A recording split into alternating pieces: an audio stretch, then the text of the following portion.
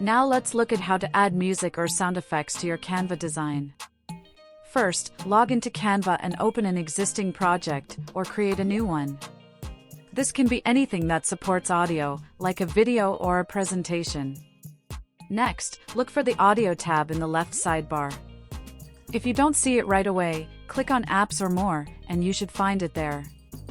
Once inside, you'll be able to browse through Canva's audio library, which includes music tracks and sound effects.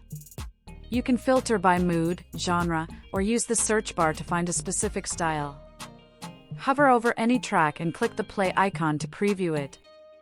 When you find one you like, click on it to add it to your project. It'll appear in your timeline or be layered over your design. Want to use your own music? No problem. Go to the Uploads tab, click on Audio, and then hit Upload Files to add MP3, WAV, or M4A files from your device. Once uploaded, drag your audio onto your design or drop it into the timeline. From there, you can customize your audio. Drag the track left or right in the timeline to control when it starts and ends. You can trim, split, or duplicate tracks as needed. Canva allows up to 50 audio tracks per design. If you want to adjust volume or add effects like fade in or fade out, just select the audio track and use the options that appear in the top toolbar or timeline.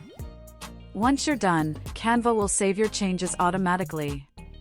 When you're ready to share or publish your work, download your design as a video or presentation to include the audio.